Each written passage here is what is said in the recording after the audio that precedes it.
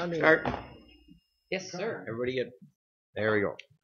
Okay, welcome everybody, and welcome to the crowd. They'll be all waiting for us at the Harrison Arena, I guess. Anyways, I'll call the meeting to order and close any disclosure any pecuniary interest, conflict of interest. Anybody got any? Okay, good. Minutes of the previous meeting.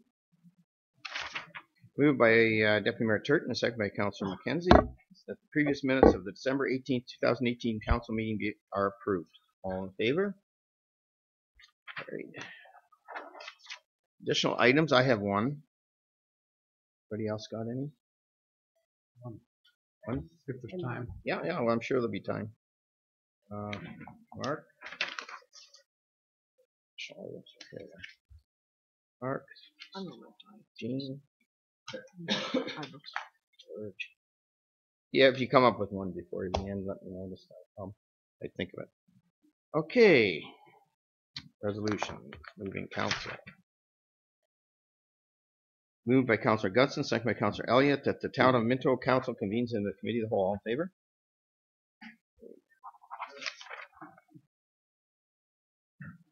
Our public meeting, as you know, is at 5:30 at the Harrison Arena, and we'll get to that. And we have our later. We have no delegations today. Public for public question. Correspondence received for information. Any concerns there? David, do you want to talk to? Sure. Not really a concern in reference to the Maitland Valley letter there from our president or chairman to Mr. Pettipies and from John to Minister Goodall. I think that's all really good stuff, and I think it's just going to give us some more momentum. If we have momentum, and I think we do, we've got a lot of support. The Maitland Valley has endorsed what the town's trying to do in a big way, and so we need to keep pushing, really support this, and hopefully we'll find a solution, and we'll find some money to pay for the solution. Thank you.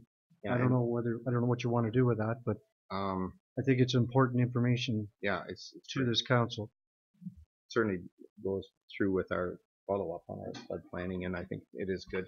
And I wanted to say, Steve has been really good about coming and meeting with people. I have a meeting actually tomorrow with him as well, and a couple ratepayers that have some ideas as well. They want us to bounce off them, so good communication going on there.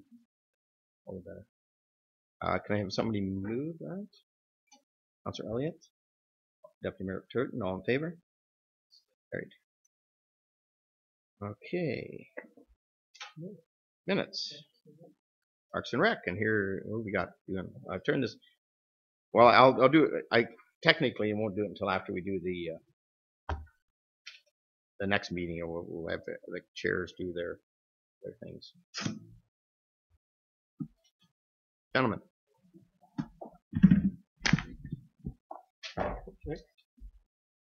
Well, thank you, Mayor Bridge.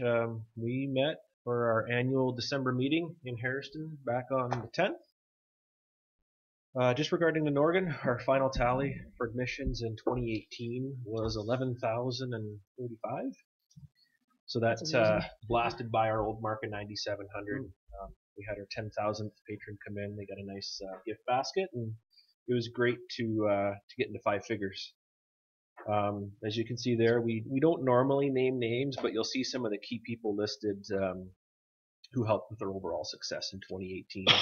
And a lot of those people have been with us since, well, for many years. Not everybody from day one, but quite a few with multiple years of volunteer involvement at the theater itself. With regard to some of our programming, grassroots hockey in Clifford's going strong. And now we're starting to focus in on some of our spring and summer programs that we offer, like the Try It Sports program, the Ball Hockey League for kids, and then we'll have pickleball and shuffleboard for adults kick up again here in April and May. So we'll start getting ready for that. The PA Day program, we've got one coming up on February the 1st. We'll be here before you know it. After school program resumed yesterday in Palmerston, and we're planning to apply for Minto Clifford in the coming days for a fall launch. We'll just have to keep an eye on the ministry website for the RFP document. Last year that was due right around middle of February, so we've got a bit of time yet to apply for that. I'm not sure, Al, if you want to speak to some of the happenings at the facilities.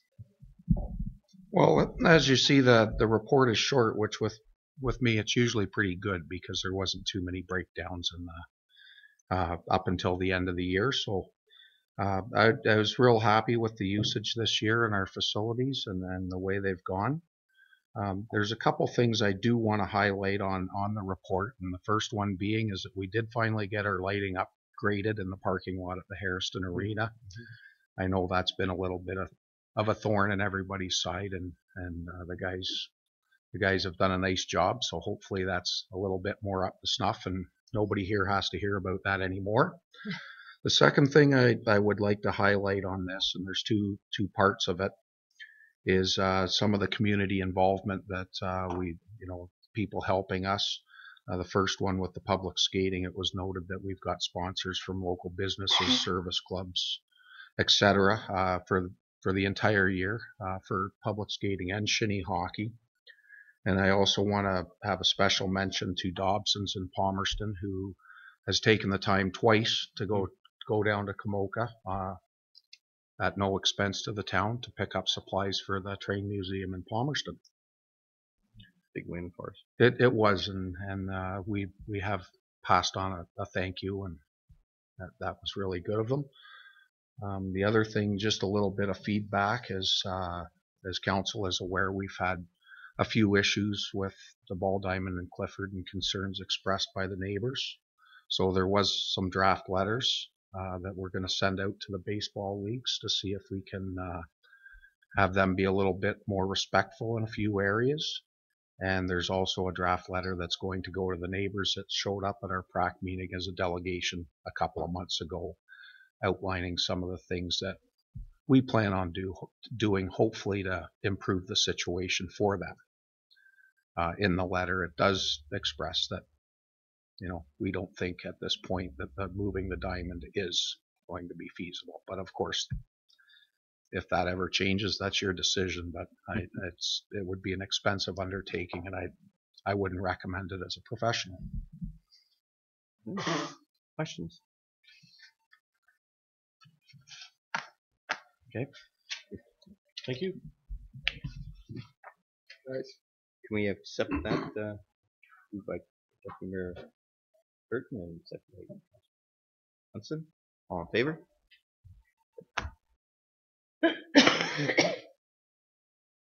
Servicing agreement, That's there's our chief building official. Yes. So council may recall providing comments on a severance application back in October for property at 730 King Street in Palmerston, located at the corner of King and Yonge Street.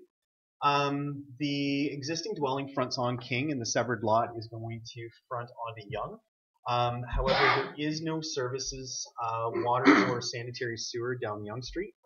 So in discussion with Public Works as well as the applicant, it's a solution to that issue would be to extend services to the center of the frontage of that severed lot. The zoning of the property is an R2, which permits anything from a single family to a fourplex. The development plans for the severed lot haven't been finalized, so we don't know what type of development may occur. So it's really difficult to service something properly without knowing what's going to happen there. So we got Triton to provide us with a cost estimate to service it, just to make sure it actually was feasible to do it. So Triton did give us a quote or a price, an estimate for $40,000 to service that lot. That would bring a 6-inch sanitary and a 2-inch water service to the lot. In order for the severance to be complete, the servicing condition needs to be cleared. And in order to do that, we're proposing a servicing agreement. In the agreement, the applicant or owner is going to pay us a deposit of $2,500. That's going to offset the cost for the engineering of the servicing or services to the lot. and then the owner will be paying for the actual construction of it. So we won't be doing it. They'll have an approved contractor to do the actual work, and they'll be paying them directly. So prior to them doing that, the owner will have to obtain approvals from Public Works as well as the county, being it's going to include a road cut on King Street. And the agreement is also binding on future owners. So if he sells it to somebody else, it's going to be the same conditions are going to apply to that person. So there is no cost at this point to the town for this agreement. Questions, Ron? There's only one lot available too, so that would be the last service you get to worry about. There is nothing else. Everything else could be serviced From the other length of Yonge Street, which it currently is. So it wouldn't be any benefit to extend mains at this point. So there's no way of extending services from King or Young without having to go down. The services basically stop. I don't know if you can bring that diagram. I don't know if it actually shows it. Sorry, Yonge Street. Basically, King's at the top. Yonge Street runs down and then does a hard 90. Yeah. Basically underneath. The services stop in front of the last house on Yonge. So there's kind of I didn't even do the measurement, but quite a distance where there is no mains there. That's right. There's nothing could be serviced by it. The only benefit would be potential looping of the water main down the road, but that would be the extent of it. Mark, Mayor, that was your question? My question. Yeah. If it's going to be a dead end there, why wouldn't we, even though there's no more development, don't like dead ends, right? Yep. The issue that we had talked about would be to install mains to loop it. If it was at the developer's sole expense, would be prohibitive for the severance. It would well exceed what the cost of the lot would be worth anytime in the near future. So then we'd have to look into cost sharing between the town and the developer. So this was kind of something that wasn't out of pocket for us. We still get the development, and we move on. Thank you, Mayor Bridge. So you don't believe that across Yonge Street will ever be developed? And because realistically, we got houses on one side of the Yonge Street, why not the other side? The other side, there's only about a 40-foot strip between the curb and where the urban boundary and the municipal boundary stops. Yeah. So that was my next question. Yeah. The only potential development would be on the actual ball field itself. Which at that point that would be a substantial development, which bringing services in, it would be justifiable then. So across the street, across Yonge Street, to the fence on the corner of the old Clark farm. Yeah. Right at the fence, is that the? That's the urban boundary and county boundary, and we would have to annex out of North Perth, in order to have any sort of development on that side of Yonge. Well, you think that's an option for somebody that's strategic thinker in the future? In the future, at some point, possibly yes. It really depends on what happens with the province, all the direction that they're giving us in terms of what it takes to do urban boundary expansions, all that stuff. At this point, we're focusing more on what's available within town opposed to outside. We do own that 40-foot strip, or maybe the Ag Society owns it. The Ag Society owns it. They would have to be approaching Ag Society / town to work out an arrangement to purchase it from us. Questions? Anything else? So just my recommendation to receive the report and pass the bylaw in the council. Okay. So we move that. Councilor Anderson, Thurston, all in favor? Thank you. Grass cutting.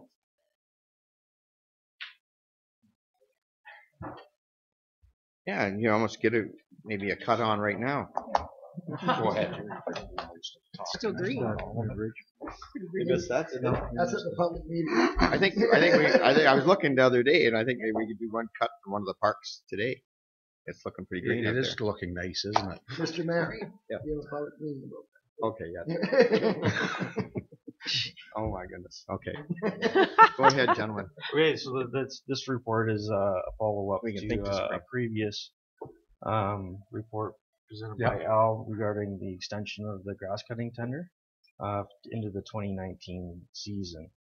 So here we've provided 3 options moving forward. One, an option to extend the contract to Culps at the current 2018 rates, plus requested additional maintenance in the cemeteries.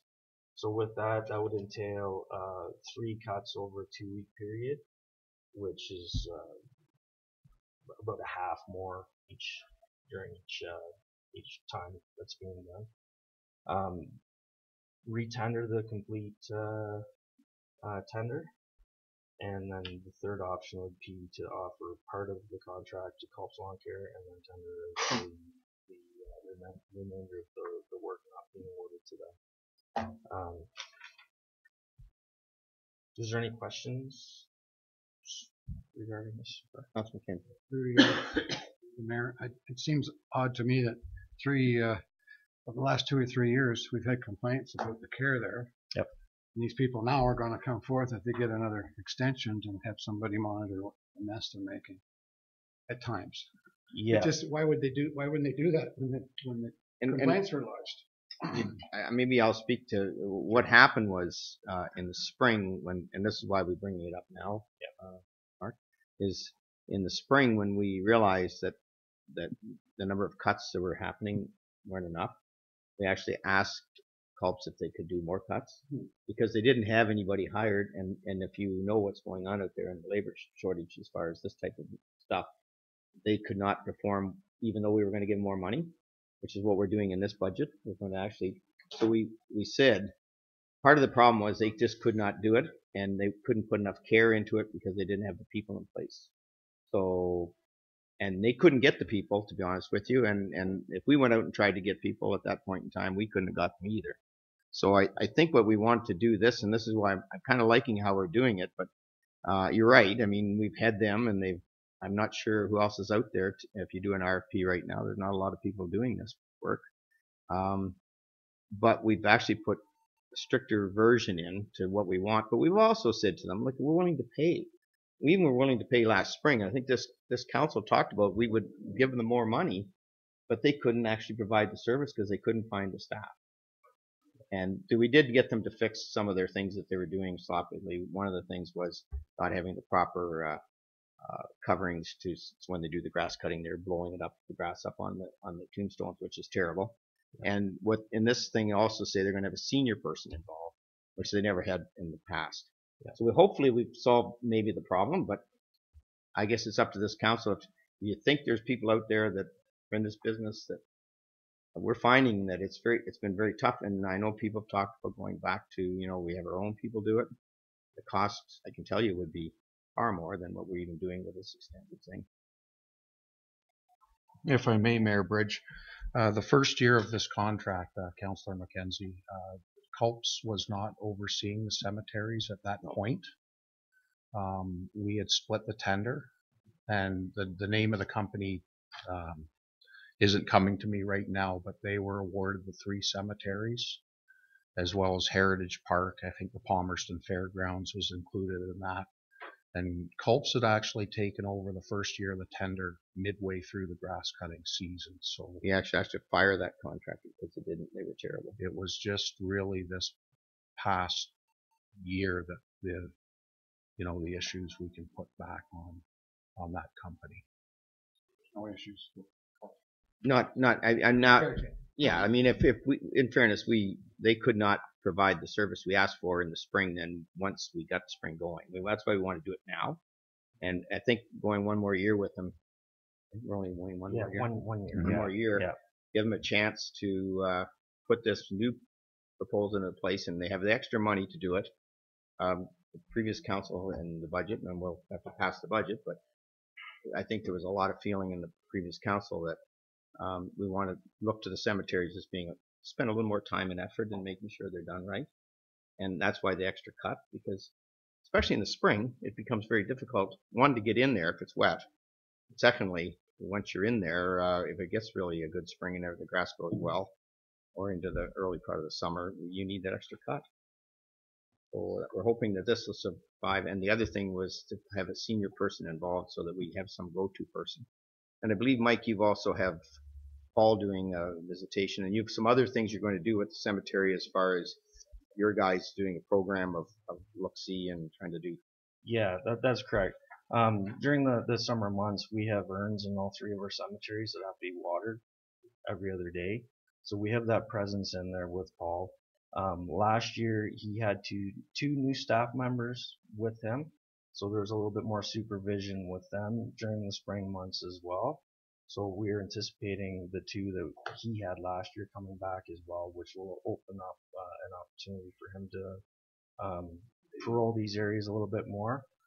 During the spring months, we have primarily the spring interments, which we are physically in the cemeteries a lot more than we are throughout the remainder of the summer months, which actually creates an issue on the lawn maintenance as well.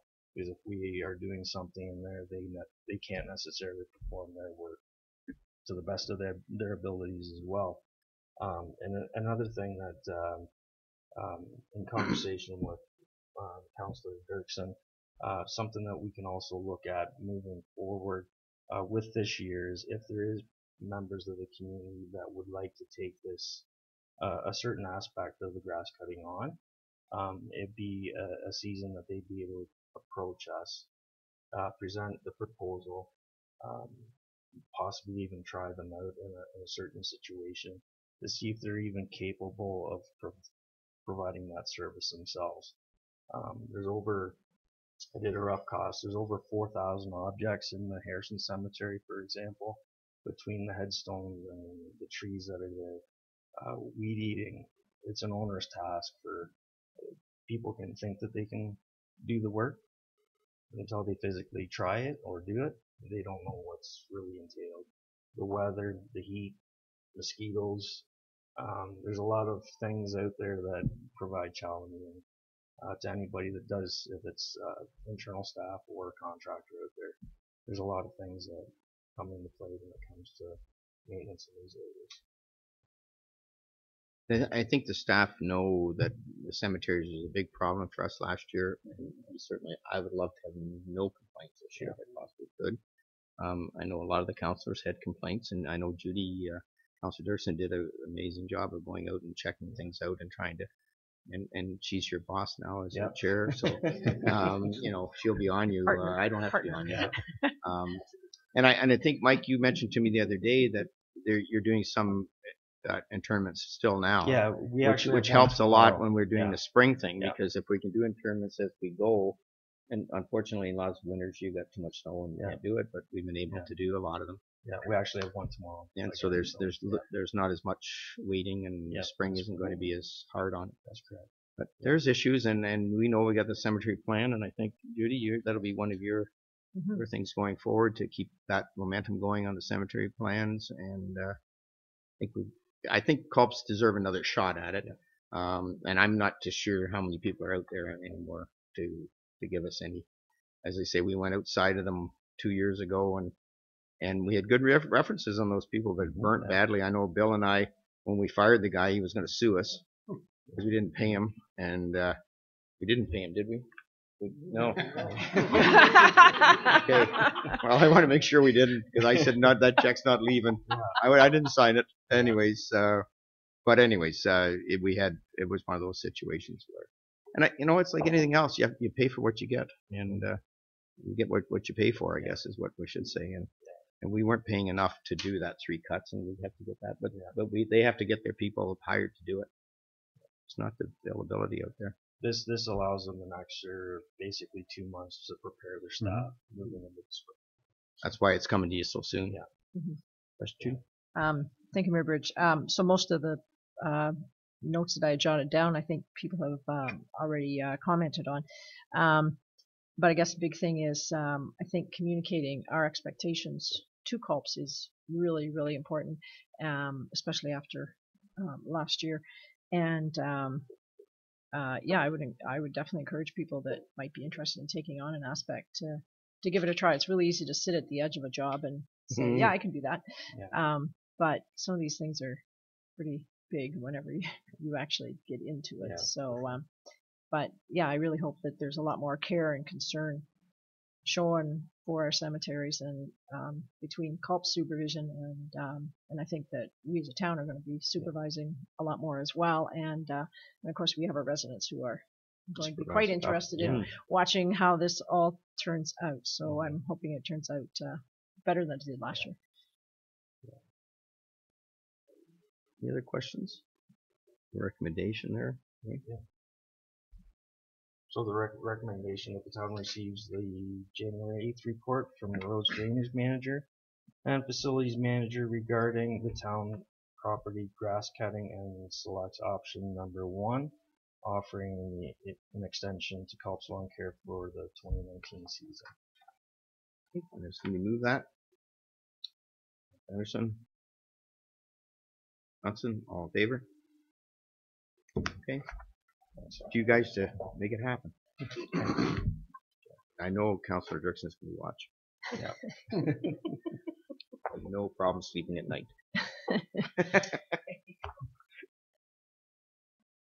Okay. Roads. Yep. The next item is a municipal drain section 4 petition that was received from a local landowner. On the map there, the start area is a small section of the farm, which is they're currently wishing to tile, systematically tile, but it does not have a proper outlet for the water to go.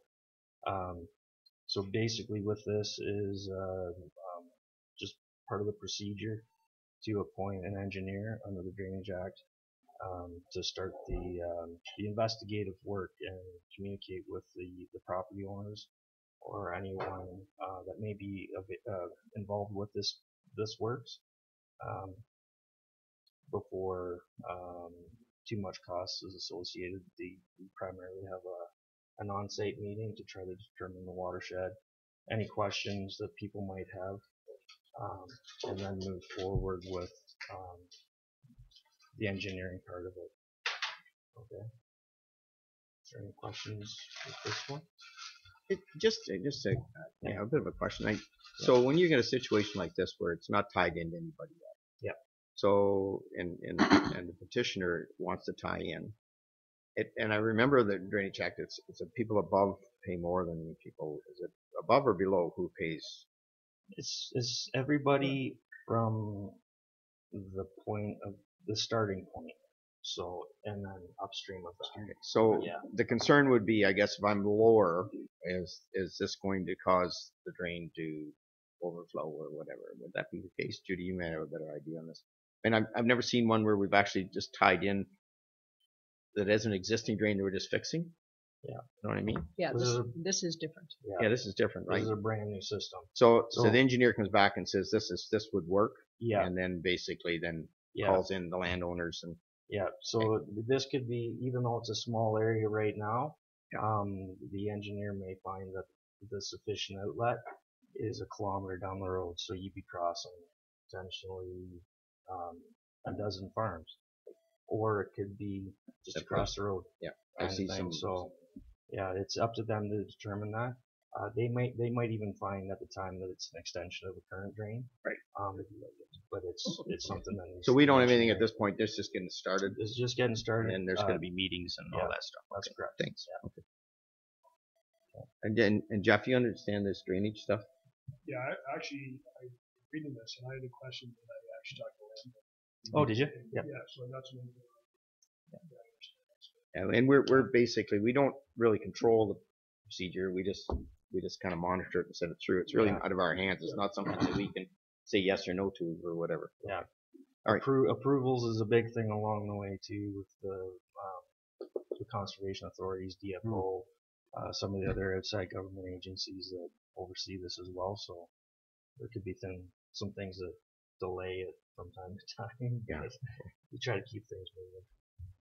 And you have a recommendation here? Yep. The recommendation that council receives the road foreman's report. Well, I guess it's the road foreman's on here. I wondered about that. Report regarding the municipal drain section 4 petition of the Drainage Act, and appoints Dietrich Engineering Limited to represent the town's interest in this regard. A mover and a seconder? Turton? Deputy Mayor Turton? Councillor Elliott, sitting back there relaxing. I waved to Did you wave? Okay. Well, you're back behind Gord. He blocks you out. You got to step a little closer. Yeah, he's so big. All in favor? Good. Thanks. It's not like Bill's here. I can, I think I can see through Gord, right? He's probably just looking up passwords. Phone system. Yes, so the phone system. The system here that we have, the town of Minto, is currently outdated. We can no longer get new phones or parts for them. I have spoken to Whiteman Telecom. That's who we have currently for our system. We use them for everything. We need new phones. It's pretty well what they have said. The cost was very reasonable. I know that I think, Gord, at one time you had looked at it, it was around 18,000. The price has definitely come down. It's going to allow us to use these phones in a much better way as well. Having the new ones, they're going to have an email notification to staff if they have a message on their phone here, which will be very handy. Also, after our emergency transfers to on-call phones. We do have it right now to one on-call phone, but we'll be able to do it to two different ones. And we are also looking at having the system automatically answered, but with the option of pressing 0 right away to be able to speak to a live person. Of course, our main concern is having the best service we can for our residents, but balancing that out with a staff having time to be able to do the work that they're required to do. Questions? Councillor McKenzie. Just a comment, and then I have a suggestion. I have never phoned into a place that's as better as this.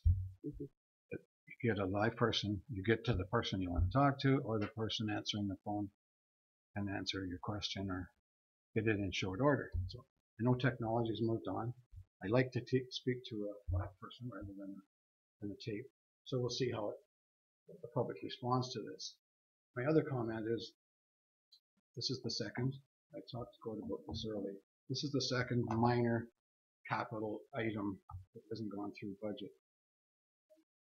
The money's there. I'd like this money to come out of a reserve rather than a taxable account back to the ratepayer. Or do you want to speak as the treasurer on this? Yeah, go ahead. Yes, I can speak to that. So, as Annalene said, when we looked into this, it's quite a few years ago when we did look into this, the price was almost double what we have now. And one of the other issues we've been dealing with at this particular building, before the flood and everything, is drainage issues. And we were envisioning doing some major work in the parking lot at the front, and we set aside some money, and we've done a lot of minor fixes, and cross our fingers the drainage issue is much improved. So we propose to take the money for the phone system out of that previous allocation. So it wouldn't be like new money. And at New Year's Eve, we were saying this is the 20th anniversary of the town. And I know this system predates the town. It's the township. And it's Nortel, and that company hasn't been around for a while. So, yeah, exactly. It really has to go through this budget though, right? Yeah, it'll still be in there, but we do have the money without being brand new budget item. But it's previously the tax base from reserves. Yeah. Thank you. It's in it's municipal. No, thank you. Thank you, Mayor Bridges. What is it, 444 municipalities in Ontario? Yes. How many are still live answering phones? That I couldn't answer you. I know that most of the ones that I call are not live answering. I mean, I think by having the option of pressing 0 right away, and I'm going to tell you right now, when I call places, I press 0 right away. But in looking at a 2-week tracking that we did of people calling in, a majority of them knew who they wanted to speak to, either the department or the person themselves. Some people can also get frustrated by getting that live person when they know who they want to speak to, and so they start explaining their story, and then you're putting them through, and they're explaining that story once again. It can become frustrating for people who call in and get a live person because they want to speak to just one individual.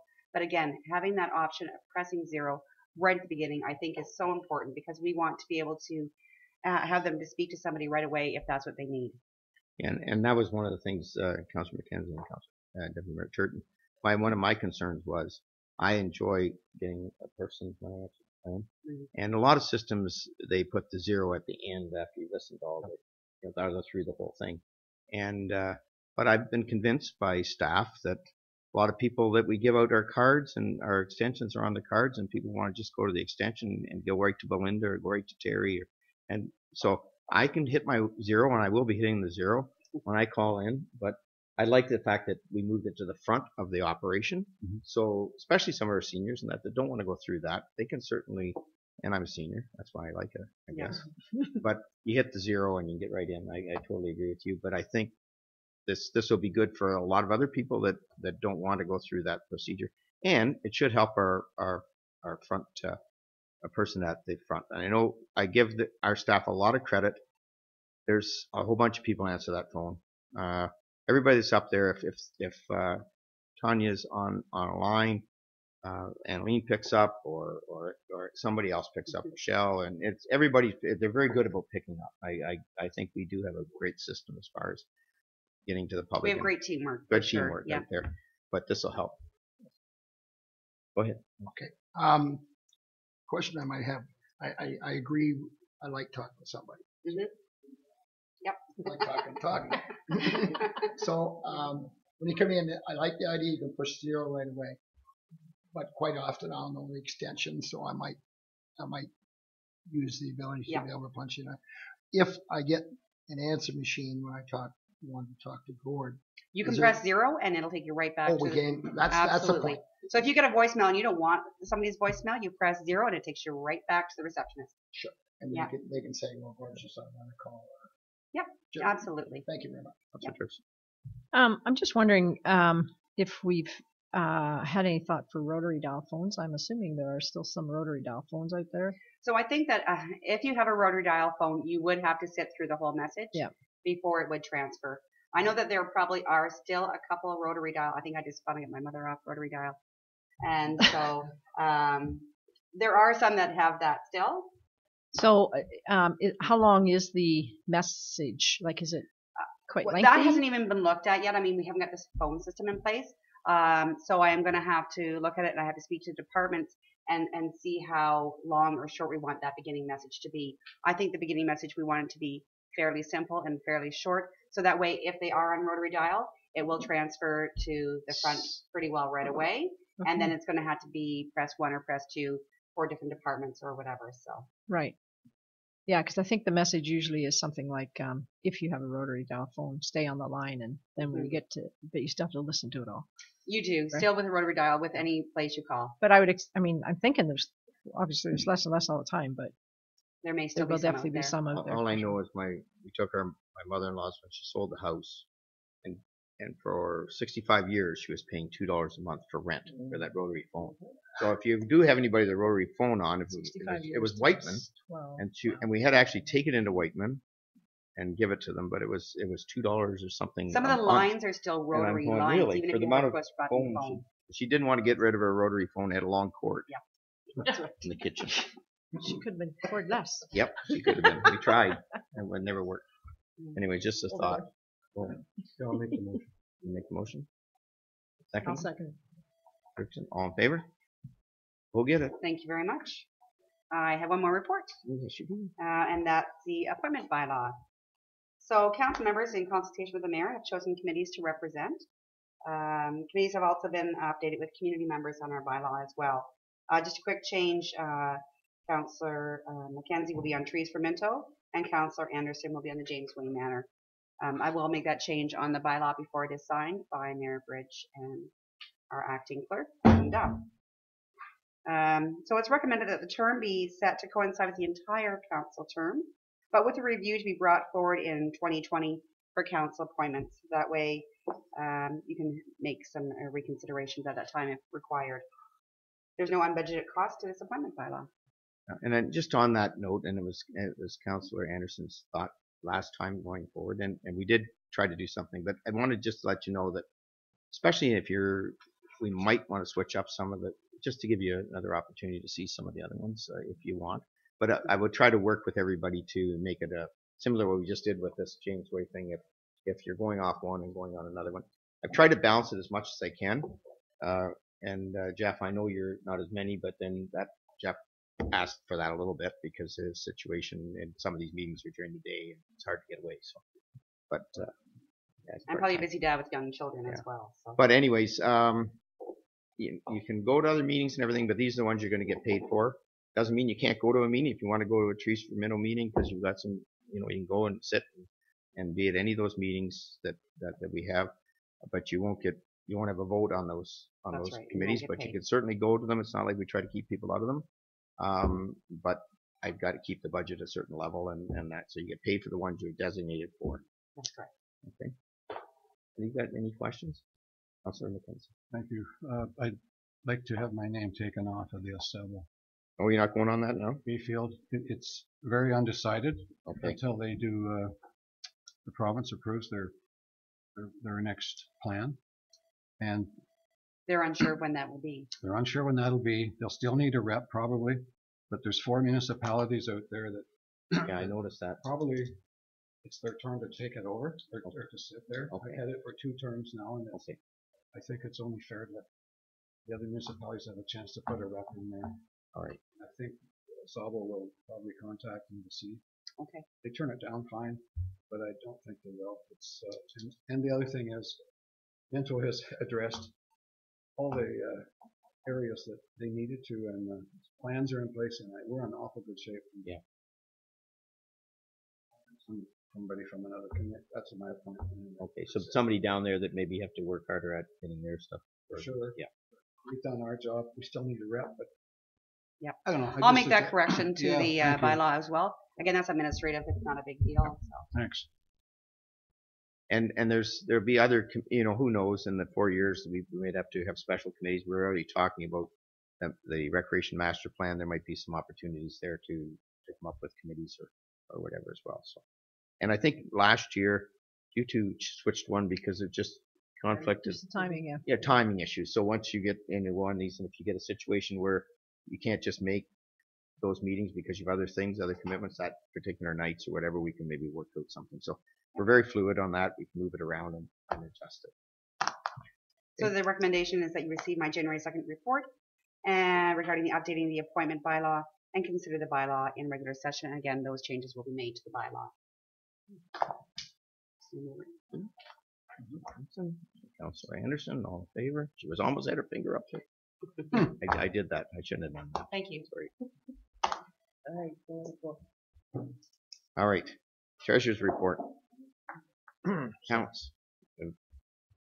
So basically, I didn't change over the chair's positions until we did the report. So next time, people that are in those chairs, just remind me, because I'll try to.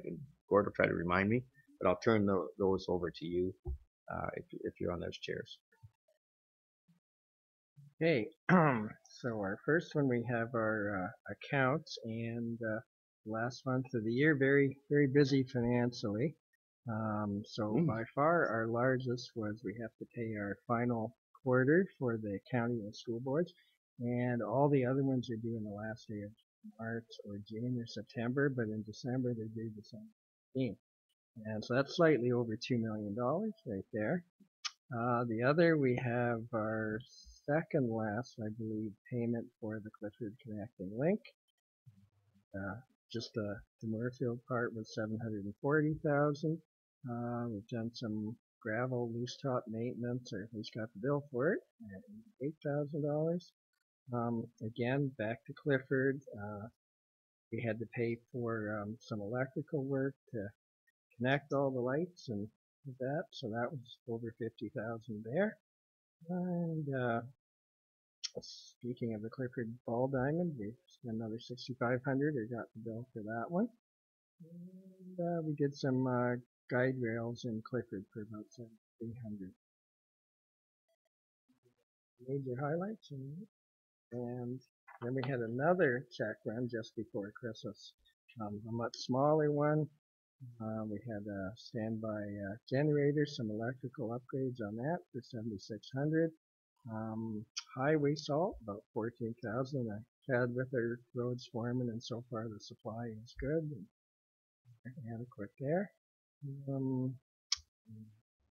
Walkerton clean water training for our guys at $5,800, and some more electrical work in various ball fields and pavilions for $12,000. Okay. Once. And we have two recommendations there. One is on the first one for the large amount. Well, I guess it's just one total. You got one total. the Council of Town Minto receives the Treasurer's reports dated January 3rd, 2019 regarding approval of accounts and approves the Town of Minto Accounts Department for December 2018. Questions? You move it. Councilor Hurd moving. Councilor Elliott, any questions? All in favor? Guess those checks didn't bounce. We're still here, the lights are on, and close. Still working on hearing about our room reports for the grant. I know. Tax and we'll talk about that at other business. Yeah. Treasures and tax collection. Okay, so there's a couple of bylaws that we have to do generally at the first council meeting of the year. The first is the interim tax bylaw. So we have 4 installments, but we actually issue bills twice. So the interim, and it's basically based on 50% of the previous year's levy. It'll go out in late February or early March, with one payment due near the end of March, and another allows us to issue those bills. Recommendation is the council receives the January 2nd, 2019 report from the Treasurer's and Tax Collector regarding the interim tax bylaw and considers passing bylaw number 2019-01 in open session. Questions, concerns? Anybody want to move that? Councilor Elliott? Councilor Anderson? All in favor? Okay. And the second one is our temporary borrowing bylaw. Our bank likes to see this passed every year too. So this is not for capital. This is for operating. If we ever temporarily to cover a shortage, and part of our annual credit, I have to get a copy of that one. Again, we refer to our previous year's tax levy. Fairly standard. Recommendation is that council receives the Treasurer's report dated January 3rd, 2019, and considers passing bylaw number 2019-02 in regular council session to authorize temporary borrowing if deemed. That's all in favor.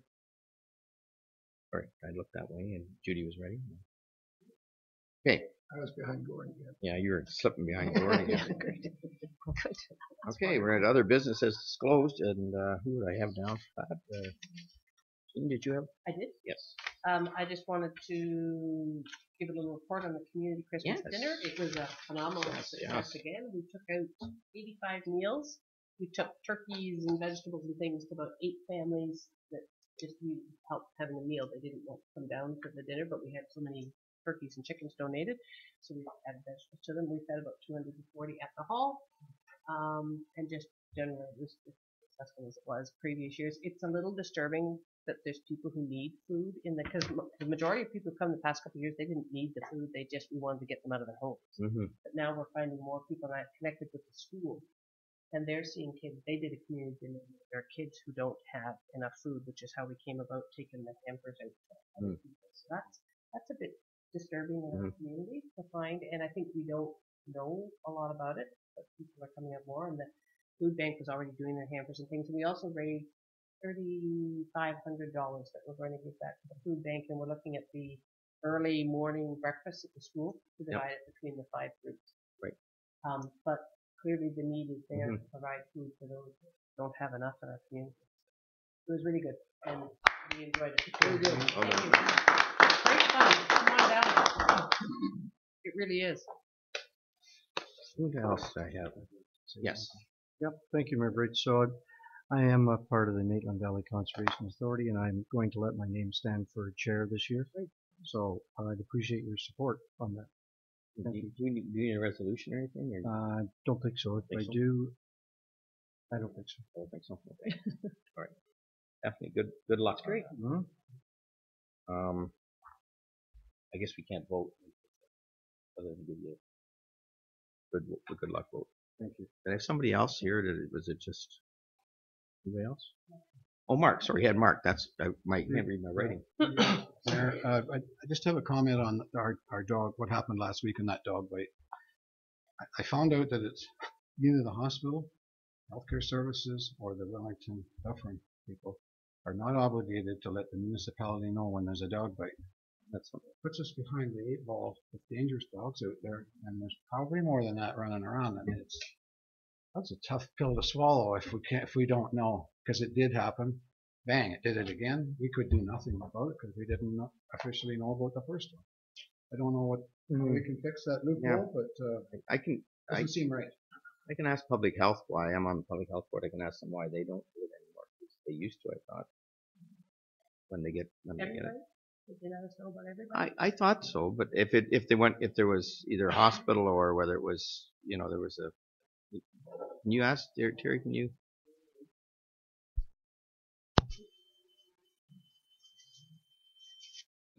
There we go. So yeah, they used to know anytime there was medical attention needed over a dog bite. And they actually, a couple of years ago, asked us to report to them if there was any dog bites that didn't seek medical attention that came our way. So we were passing information the odd time. It doesn't happen that often to them, but apparently it's... The hospital does it, because David just got nipped by our dog. As soon as you report that you have a dog bite at the hospital, it's mandatory that a dog bite form be filled out. It's filed with public health. And then public health calls you, tells you you're putting your dog in quarantine. Mm-hmm. And they come out and look at the dog in 10 days, and if the dog doesn't attack them, all is well. Because in our case, it was just she grabbed a stick a little too close and then she hit his finger. But I don't know, like they don't report it. They report it to public health, and I would imagine they don't report it to us because of confidentiality issues. Well, I'm wondering with all the rules over the years of that, maybe that's a problem. But I can certainly ask it. I've got a meeting on Friday. I'll ask Mark I would think and see why they don't do it anymore. It's difficult for staff to address, and it makes the town look bad when it does happen because we're not notified. Yeah. Anyway, I don't know what the future's worth looking into. Yeah. Okay. Good. Thank you.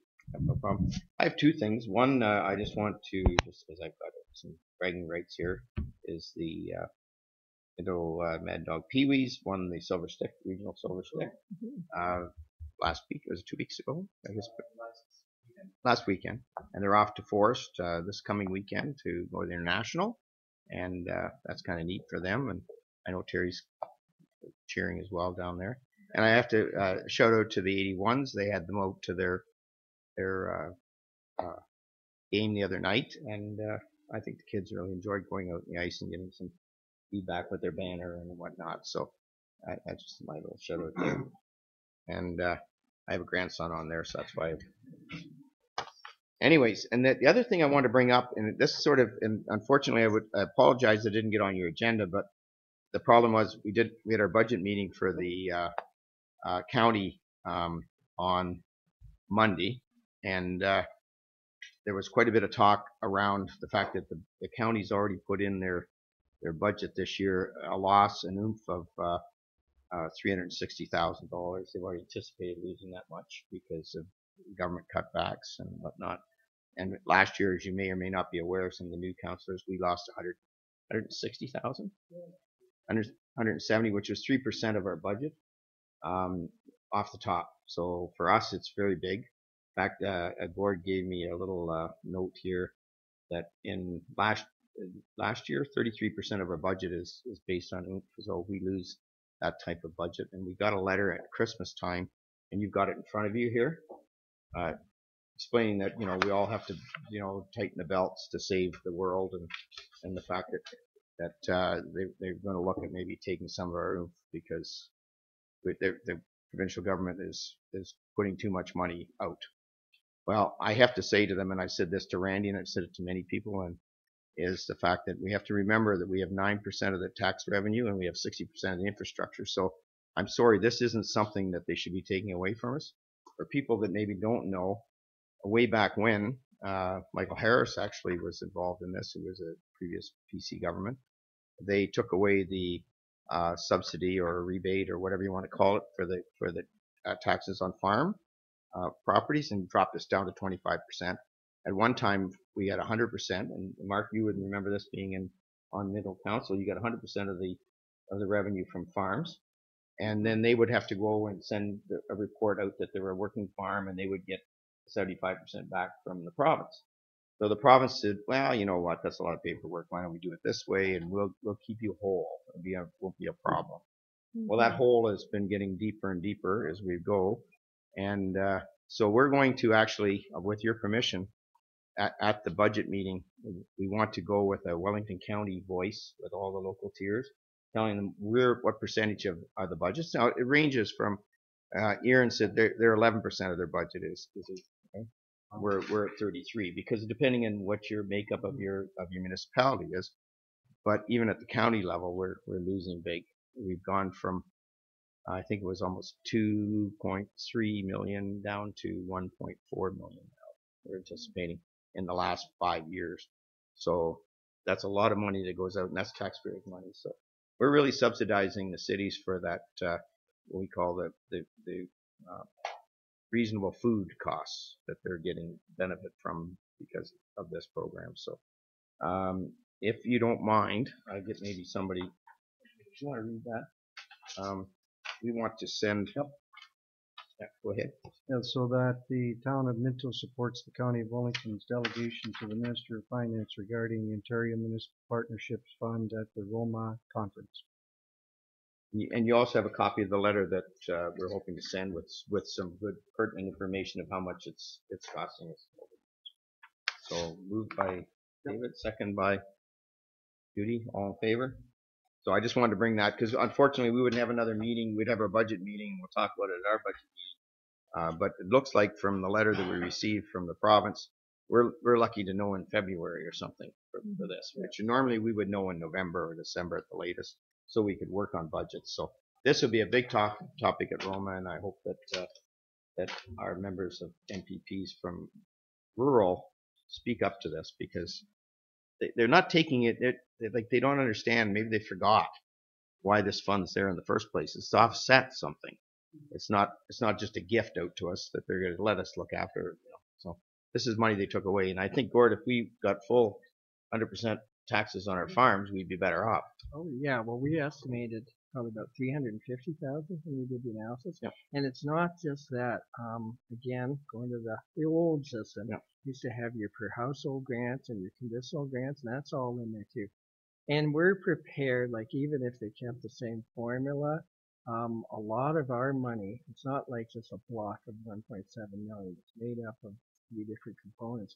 How rural you are, and as the mayor said, the asset mix, and your assessment. And they compare the provincial average to our average. And so our average assessments are going up. Now the question will be, is it going up at the same rate as the province or less or more? So last year, a lot of our decrease was because our assessment was actually increasing faster than the average. And we'll have to see what happens this year. But we can cope with, the 100,000. They said we're cutting that program. I know the previous government, I think, had cut it by 500 million about 4 years ago in the whole province. If they decide we're going to do that again and not phase it in, that really makes it tough on us and our taxpayers. So it'll make our budget process very, very scary. Anyways, enough of the good news. But thanks very much for that. We're going to carry on. Yeah, we're going to carry on to council. Moved by Councillor Dixon, second by Councillor Anderson. The Committee of the Whole convenes a regular council meeting. All in favor? Councillor Dixon. Moved by Councillor McKenzie, second by Councillor Gunson, that the Council of the Town of Minto ratifies the motions made in the Committee of the Whole. All in favor?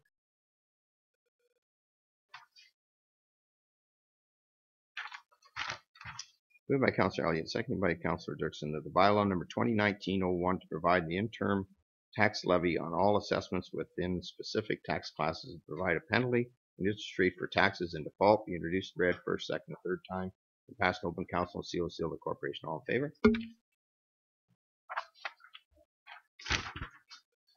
Moved by Councillor Anderson, second by Deputy Mayor Turton, that the bylaw number 2019-02 authorizing the temporary borrowing of monies to meet the current expenditures pending receipt of current revenues of the corporation of the Town of Minto be introduced and read first, second, and third time and passed in open council and seal the corporation. All in favor?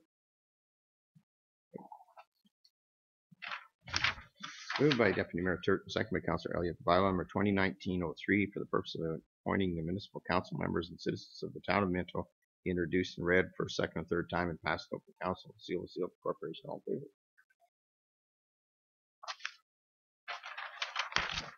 Moved by Councilor McKenzie, second by Councilor Dirksen, that the bylaw number 2019-04 being a bylaw to authorize the mayor and acting clerk to execute a site service agreement between the Corporation Town of Minto and Daniel Charles Sinclair.